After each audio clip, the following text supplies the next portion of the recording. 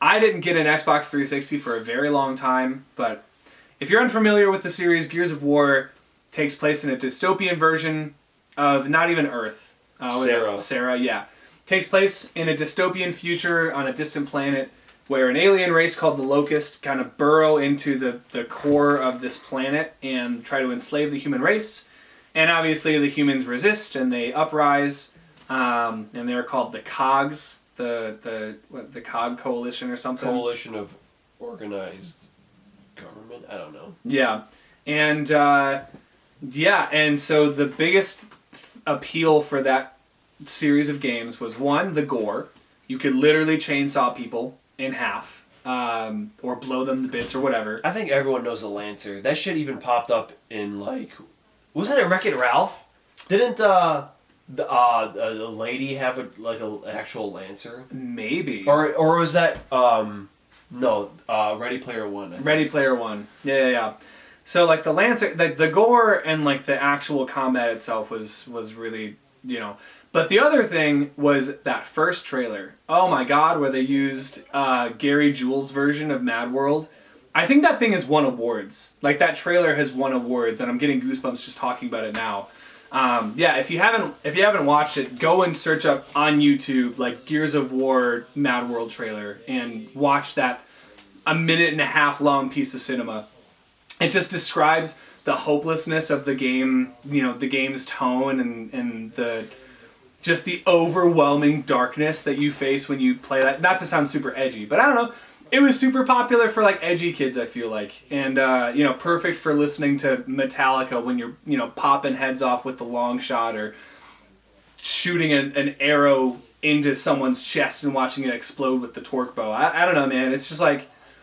Yeah, and it was also a big third-person game. Like, there weren't a whole lot of third-person shooters that were really popular online until Gears of War came out. And then it kind of skyrocketed the 360's sales through the roof. And, nowadays Gears of War is, as a franchise, a little bit more quiet. I feel like they're not doing as much. I mean, Gears 5 came out, 2 years ago? Something like that? 2019. 2019, yeah. But I really want to talk about our journey with Gears from the beginning. And I still remember the first day. Yeah? The first day, Josh had, we played on Gridlock, and he was just, shooting my head off constantly. Yeah, and it sucked. But he was, actually, trying to train me and shit. And I didn't play much of the first one, because I didn't have Xbox Live, especially. But I actually still remember before Gears 2 was coming out, you were talking about it, how it was oh yeah, you're going to be able to crawl now, when you're down. And then I remember exactly what Josh said, and he was like, oh right, as if you're going to be able to get away. Wow. I mean, it sounds like something Josh would say. And you can get away. If you're by cover, you can crawl into the cover. Yeah, mostly if someone shoots you from really far away, or in the story mode, in campaign, you can get revived. Revive me is something that you hear a lot. Man, Gears 2 has got to be one of my most played games ever. Same. When it came out, dude, I had this little notebook where I would write down how many kills I got in each match. Yeah. I would just sit there for hours and hours just playing King of the Hill.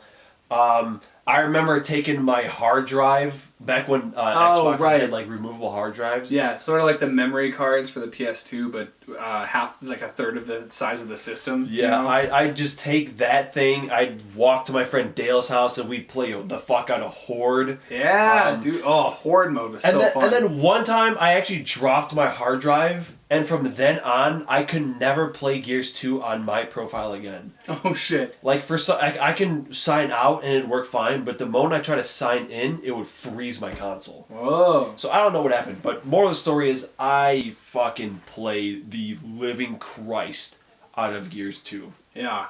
And it did not slow down. In fact, I think it ramped up for Gears 3. Yeah, dude. Gears 3... Because Gears 3, first of all, was the third in the trilogy. And it, Like Gears 2 was I didn't play Gears 1 for a very long time. I think Gears 2 was the one that I got into, and then it took until like I saw Gears 1 on sale at Disc Replay or something, or it was part of like a triple pack with Gears 4 or something that you know. But when Gears 2 came out, same thing. One of my most played games ever. Like I would bring that everywhere, and I would try to get everyone hooked on Gears and Metallica. And then when Gears 3 came out, what was that, 2010? 2011? Oh my god, remember when it was delayed like an entire half year? I don't. Because it was supposed to come out in like September 2010. Yeah. And they delayed it to like April 2011. Oh my god, yeah. I remember I was like, oh, I'm going to spend my whole summer playing Gears 3. And they delayed it to the end of the school year. Yeah. I was so upset.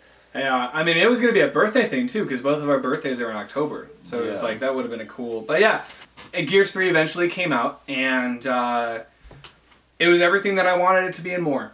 Honestly, I don't think there was a single aspect of Gears 3 that I was disappointed with. Actually, to this day, I think it's the only time I've ever seen a line out of GameStop.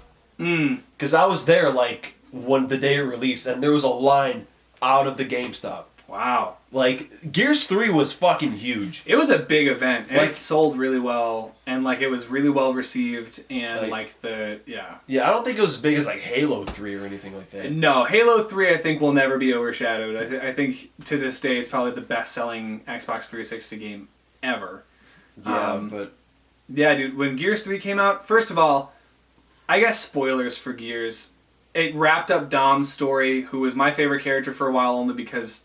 Whenever I would play it with Josh, like, he would be Marcus and I would be player 2, you know? So, like, as the player 2 player, you feel a special connection to Dom, and it wrapped his story up really nicely. The combat never felt better. Like, the actual gameplay itself, just, like, running to cover and, like quick reloads were really... Active reloads, yeah. They were really fun. Jumping in and out of cover was really satisfying, and like hugging the wall felt really like the new weapons they introduced too, like the Retro Lancer. That was really cool. Horde mode. There was another mode too. Beast mode. Beast mode. Yeah, Beast mode was fun, where you got to play as the Locust, and then you would get more currency per kill, and then you could use it to upgrade into like bigger Locusts. Yeah, man. And then I think Gears 3 is when they introduced like the market in Horde mode too, where you could like buy supplies. Yeah, you could like buy like base things. Yeah. Yeah, and so like I would in high school we would play the shit out of Gears 3,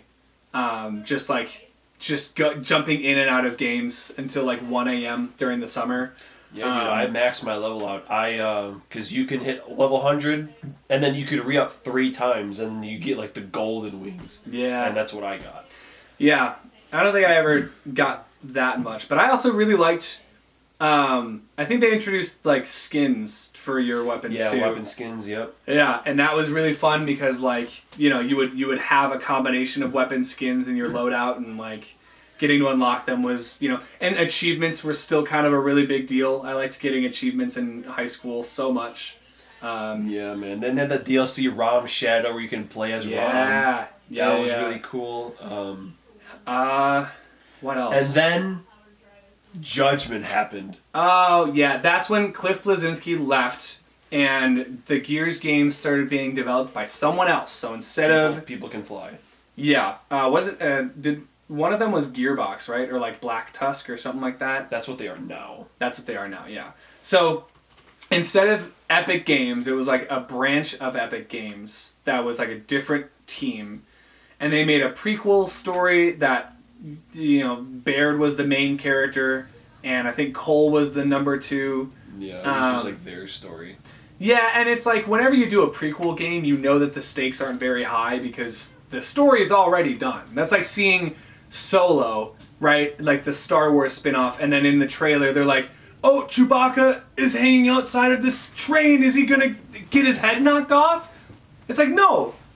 He shows up in the next movie. Yeah. So it's like, I don't know. It was a fine game, but definitely my least played. When it came out, me and Josh were playing it. It was like, yeah, this is even better than the Gears 3. And then like a week later, we were like, I don't want to play that game anymore. Yeah, the retention rate for Gears Judgment was so low, and I think they knew that. I think the company knew that, because then they got ready to release Gears 4, which was a sequel to Gears 3, and it took place like a couple of decades after. Yeah. And you play as JD, son. Yeah, who was Marcus's son, and it was fine. I think I remember I bought the deluxe edition because they had the regular edition, they had like the deluxe, and then they had the gold edition. And I got the gold edition because they were like, yeah, it comes with a steel book and you get all of this DLC. Yeah, dude. I got the whole loot box. Yeah? Yeah. What was that? I got it's like a loot box. It just has a bunch of shit. It has like a that's a flag in it, some concept art, like, just a bunch of extra shit. That's right. And yeah, I was hyped for Gears 4. Yeah, I mean, I remember when the trailer for Gears 4 was announced at one of the E3s. I was super hyped. I was still a Gears fan at that point, and I think it was college. It must have been like sophomore or junior year of college. I forget when exactly it came out. 2016. 2016, that was my sophomore year then. And I got the gold edition, and I played through the game when it came out, and I was trying to play with David. And I don't think we ever played a whole lot of like Gears 4 together. No. And it got to a point where I hadn't played it for such a long time. And I didn't bring my Xbox with me to school anymore because I was going, to halfway across the state for school. My friends had bought me a PS4, and then I got a Nintendo Switch, and then I just straight up stopped playing my Xbox One. I stopped playing my Xbox One, my Xbone. And then one summer, I came back home, and I turned my Xbone on, and I was like, let's play some Gears. I don't have any other games on this system that I really want to play right now. Let's play Gears. And I get into a match, and we're playing on maps that I'd never seen before. And I was like, what is this? And I'm seeing characters that I'd never seen before. And then it hit me. This is all of the DLC that I had already bought that auto-downloaded to my system, and I hadn't ever been aware. Like, I hadn't played for so long, I didn't know what was going on. And then I put it back down, and I don't think I've touched Gears since. And I still played the hell out of Horde. Me, Anthony, and John, we played the shit out of that. Just really a lot. And then, Gears 5 it came out in 2019. Yeah. And the story was fine. I think it was better than 5. I liked it better than 5. 4? Or 4, yeah. Well, because I know you follow Kat now, and Kate, yeah, Kat with an E, or an I. I don't know how she spells her name, but yeah, you don't play as JD anymore. And I remember when I saw the trailer for that Gears game, I don't know, it happened at the same time that they announced the Funko like Blitz game for like the Gears, which is like the tactical RPG. And I remember that night, and I was not hyped for Gears 5 at all. I was like, because like at that point, 2019, what was that? 2019, yeah. Yeah, I had graduated from college already. I was at home, and there were other games that I was looking forward to a lot more, and there were different franchises that I was looking forward to. And so, I don't know, for me, like if Gears 6 were to be announced tomorrow, like, I don't know, man. I just don't think I have it anymore to have it in me anymore to really care about future Gears releases. But just like with Metallica, it's like I look back on those nights that I would play Gears 2 and Gears 3, and yeah, man, I was just, that was my game. That was my game franchise for a very long time. Yeah. Yeah, I mean, I'll still play Gears 6 when it comes out just because I want to know what the hell they're going to do with the story. Because Gears 5, there's a crazy-ass twist near the end, which I'm just super interested to see where they go from there. Yeah. But yeah, this series is definitely overstayed its welcome, I think. I think as soon as they announced Gears 4, I think it's, honestly, like, because I get it. Like, you don't want to drop a franchise too early. But kind of the same thing with The Office, Same thing with Metallica. It's like, at a certain point, you're just in it because it's going to make you a lot of money, and the franchise is still worth it, or like the band is still worth, you know, doing more stuff with. When the reality is like, hey man, just let it end when it naturally feels like it could end. Like, I don't know. I feel like Gears could have ended at Gears 3, and you know, it would have gone on as one of the best game trilogies, you know, on the 360, if not like of all time. But now it's this like bloated series that has a lot more entries that it really needs, and it doesn't really add anything new with each entry. And at least from what I understand, people kind of complained about not that I'm a graphics guy, but you know, we were supposed to jump from like the Xbox One to, I guess Gears 5 was still on the Xbox One, but I don't know, man. So I still look back on Gears 2 and 3 and like bits of Gears 1, and yeah, those are really good memories that I'll look back on, you know, for the rest of my life. Man, my biggest problem is like the end bosses are just so stupid now. Yeah. I remember Gears 1 had Rob, and it was just this train fight of this guy. Yeah. And then it was hard as hell, and then it was so satisfying to beat. And every game beyond that, they just kept getting bigger and bigger. Like the Gears 5 end boss is so fucking stupid. Yeah. It's just this routine thing where you gotta wait for the tentacles to come, and then you shoot them, and then you gotta go to this thing, shoot the laser, and you do that 4 times, just the same thing over and over again. I'm just like, just give us a guy. Yeah. Give us another ROM where it's just you and you just trying to beat this fucking thing, and stop making big spectacles. That's all I gotta say. Yeah, I think the minute, not even the minute, maybe the second that like series like Uncharted came out, and consumers realized that, oh, I think I like it when my movies are actually games, or my games are actually movies. I think when developers realized to like just put in a bunch of like quick time events and like have really long cutscenes that are like written really well, like they're supposed to be in movies or TV shows or whatever, and then make, you know, the end boss like this really big thing and have like a really big, you know, like a big MCU criticism is like the Skybeam battles, you know? It's like nowadays games like that are a dime a dozen. So, you know, when it comes to games outside those big franchises, like I can't play first person shooters anymore.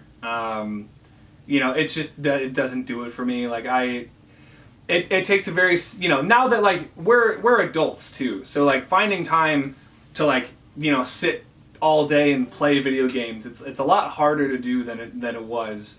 And so like a game has to be really, really unique and really satisfying to play for me to sit down and give that much time to it. Or, you know, it's a game where I can jump in and out in like 15, you know, minutes to an hour. And it's like, I play a lot of Pokemon Unite now, or like Smite, you know, where their MOBAs and like games last like 20 minutes.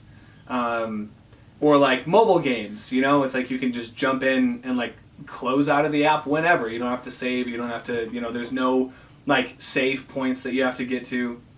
So, not to sound way too old and start complaining about, you know, video games now and how they're so different than when I was a kid. I don't know. But Gears of War, for all of its flaws, you know, and for how, I guess, downhill I think it's gone since Gears 3, which isn't to say that, you know, it's a bad franchise, but I still love them. Just an average one at this point. Just an average one. And not to end on a sour note, I guess, but yeah, I don't know. Maybe this is a lesson that a lot of your things from your childhood and movies and parts of your life that you look back on with a lot of nostalgia aren't really all that great.